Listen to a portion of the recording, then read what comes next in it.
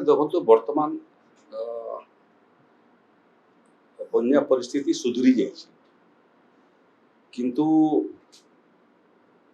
पूरा मौसुमी मास माने सबुबले ओडिशा पई विपद थाए।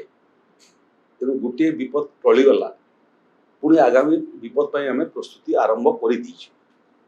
एक द्वितीय विषय है जे 8 लाख रु अधिक लोक एवं 22टा जिल्ला रु अधिक जिला एथिरे कम बेसी करी प्रभावित है।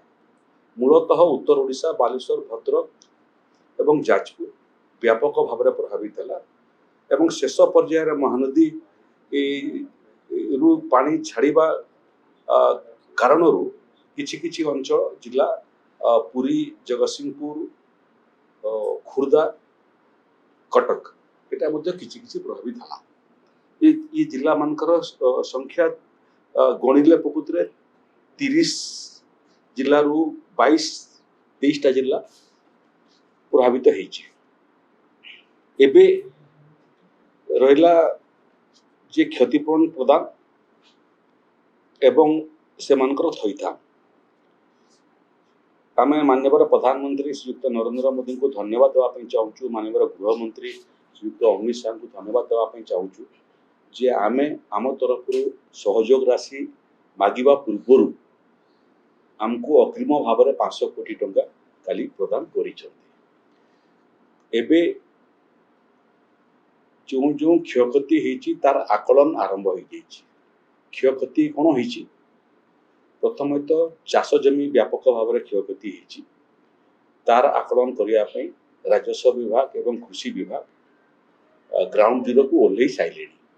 जो जो जगार पानी संपूर्ण भाव में निष्कासित हो जाउथबो आमर एसेसमेंट से हिसाब से हो जाउथबो। द्वितीय होची गुड़िए जगार घर भांगार रिपोर्ट आम पाखे हस्तगत होती। एवं राजस्व विभाग अधिकारी माने गाँ को गाँ जीवे प्रभावित अंचल एवं जो मानकर घर क्षतिग्रस्त होती तार मध्य से माने आकलन करेंगे एवं रिपोर्ट प्रस्तुत करेंगे। तृतीय विषय है जे ये फसल हानि रे व्यापक भाव में एथर पनीपरिबार मध्य फसल हानि होती। तेणु जेते पनीपरिबा क्षति होती तार मध्य निखुण एवं संवेदनशील आकलन करने आम जिलापाल को निर्देश देचु।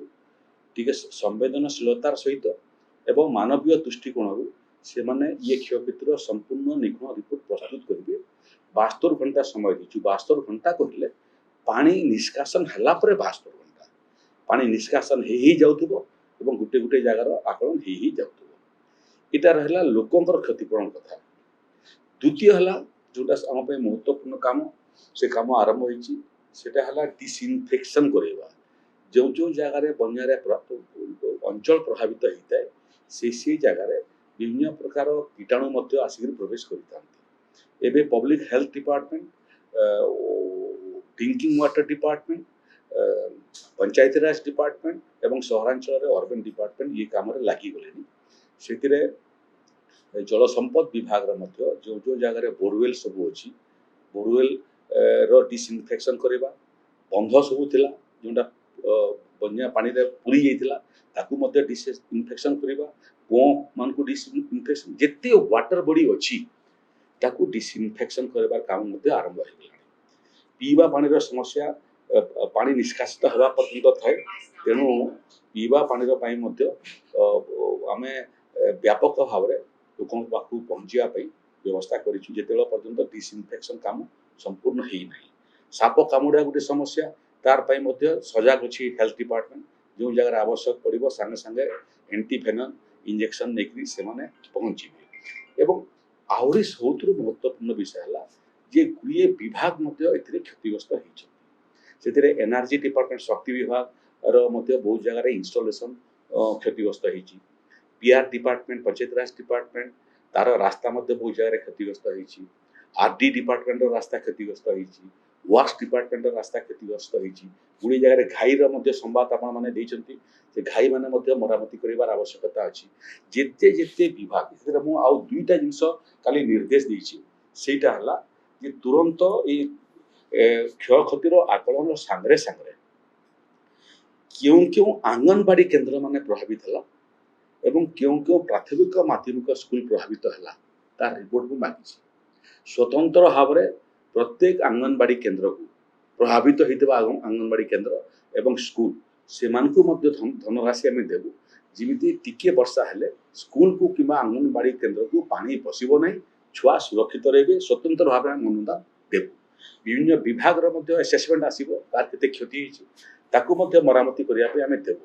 ସ୍ୱତନ୍ତ୍ର ଭାବରେ ଜଳସମ୍ପଦ ବିଭାଗକୁ ନିର୍ଦ୍ଦେଶ ଦିଆହେଇଛି ଯେ ଏଥର ଯେଉଁ ଅନୁଭୂତି କହିଲେ ବିଭିନ୍ନ ଜାଗାରେ ଘାଇ ହେବାର, ଯେଉଁଟା ଘାଇ ହେଇଛି ତାର ମରାମତି କରାଅ ଏବଂ ତାର ଭିତ୍ତିଭୂମି ଏଭଳିଆ କରାଅ ଯେମିତି କେବେ ଘାଇ ହେବାର ସମ୍ଭାବନା ରହିବ ନାହିଁ। ତାର ସାଙ୍ଗରେ ସାଙ୍ଗରେ ବାକି ଯେତେ ଜାଗାରେ ଏଭଳିଆ ପରିସ୍ଥିତି ଅଛି, ଆଜି ଘାଇ ହେଲା ନାହିଁ କାଲି ଘାଇ ହେଇପାରେ, ତାକୁ ମଧ୍ୟ ଥରେ ସର୍ଭେ କରିକି ତାର ମଧ୍ୟ ନିଖୁଣ ବ୍ୟବସ୍ଥା କରାଅ ଯେମିତି ଆକୁ ଘାଇ ହେବ ନାହିଁ। ଏବଂ ସବୁଠାରୁ ମହତ୍ୱପୂର୍ଣ୍ଣ ବିଷୟ ଯେଉଁଟା ଆପଣମାନଙ୍କୁ ମୁଁ କହିବା ପାଇଁ ଚାହେଁ ଯେ ଇଏ କାଲି କ୍ୟାବିନେଟ୍ର ମଧ୍ୟ ଏ ବାବଦରେ ମୁଁ ମାନ୍ୟବର ମନ୍ତ୍ରୀମାନଙ୍କୁ ମଧ୍ୟ ଏ ବାବଦରେ ସମ୍ପୂର୍ଣ୍ଣ ଅବଗତ କରିଛି। ମାନ୍ୟବର ମୁଖ୍ୟମନ୍ତ୍ରୀ ବିଭିନ୍ନ ମନ୍ତ୍ରୀମାନଙ୍କୁ ମଧ୍ୟ ବିଭିନ୍ନ ଜିଲ୍ଲାକୁ ଯାଇକରି ଇଏ କାମର ସମୀକ୍ଷା କରିବା ପାଇଁ, କାମ କହିଲେ ଆସେସମେଣ୍ଟର କାମ ସମୀକ୍ଷା କରିବା ପାଇଁ, ଗ୍ରାଉଣ୍ଡ ଜିରୋକୁ ପହଞ୍ଚିବା ପାଇଁ ଏବଂ ସ୍ଥିତିକୁ ପରୀକ୍ଷା ପାଇଁ ସେମାନଙ୍କୁ ମଧ୍ୟ ପରାମର୍ଶ ଦିଆଯାଇଛି। ସେମାନେ ମଧ୍ୟ ଯିବାଟା ଆରମ୍ଭ କରିବେ। ଇଏ ବିଷୟ ଭିତରେ ଆମର ଯେଉଁ ପାଖରେ ଅର୍ଥ ରାଶି ଅଛି 500 କୋଟି ଟଙ୍କା କାଲି କେନ୍ଦ୍ର ସରକାର ମଧ୍ୟ ଆମକୁ ଦେଇଛନ୍ତି, ସେଥିରେ ମିଟିଗେସନ କହନ୍ତି ତାକୁ। ବନ୍ୟାରେ ମ୍ୟାନେଜମେଣ୍ଟ ଗୋଟେ ଦିଗ, ମିଟିଗେସନ ଆଉ ଗୋଟେ ଦିଗ। ମିଟିଗେସନ କହିଲେ ବନ୍ୟାର ପ୍ରକୋପକୁ କମ୍ କରିବା ପାଇଁ କେଉଁ କେଉଁ ଭିତ୍ତିଭୂମିର ଆବଶ୍ୟକତା ଅଛି ତାର ମଧ୍ୟ ଆକଳନ କରିବା, ଡ୍ରଇଂ ଡିଜାଇନ ପ୍ରସ୍ତୁତ କରିବା, ଡିଟେଲ ପ୍ରୋଜେକ୍ଟ ରିପୋର୍ଟ ପ୍ରସ୍ତୁତ କରିବା ପାଇଁ ବିଭିନ୍ନ ବିଭାଗ ଏବଂ ଜିଲ୍ଲା ପ୍ରଶାସନକୁ ନିର୍ଦ୍ଦେଶ ଦିଆଯାଇଛି। ସେଇଟା ଆସିଲେ ତାକୁ ମଧ୍ୟ ଆଗାମୀ ଦିନରେ ବନ୍ୟାକୁ ରୋକି ପାରିବୁ ନାହିଁ। ବନ୍ୟା ଆସିବ, ବର୍ଷା ହେବ, କିନ୍ତୁ ବନ୍ୟାର ପ୍ରକୋପକୁ କ'ଣ କ'ଣ ପଦକ୍ଷେପ ନେଲେ ପ୍ରକୋପ କମିବ ସେ ବାବଦରେ ମଧ୍ୟ ଆମେ ଡିଟେଲ ପ୍ରୋଜେକ୍ଟ ରିପୋର୍ଟ ପ୍ରସ୍ତୁତ କରିବାଟା ଆରମ୍ଭ କରିଛୁ।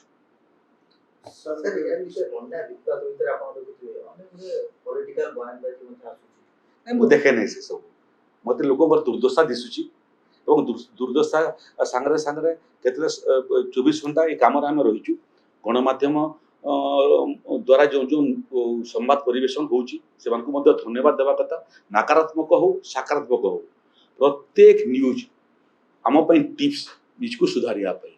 ତେଣୁ ସେମାନଙ୍କର ମଧ୍ୟ ଯେତେ ଗଣମାଧ୍ୟମର ମାଧ୍ୟମରେ ଆମେ ବହୁତ ସମସ୍ୟା ଜାଣିବା ପାଇଁ ପାଇଲୁ, ସବୁ ଜିଲ୍ଲା ପ୍ରଶାସନକୁ ଆମେ ପଠେଇଲୁ ଯେ ୟାର ବି ସମାଧାନ କର। ଆଉ ହେଲା ବୟାନବାଜି କଥା, ଯେଉଁମାନେ ବୟାନବାଜି କରନ୍ତି ସେମାନେ କାମ କରନ୍ତି ନାହିଁ, ଯେଉଁମାନେ କାମ କରନ୍ତି ସେମାନେ ବୟାନବାଜି କରନ୍ତି।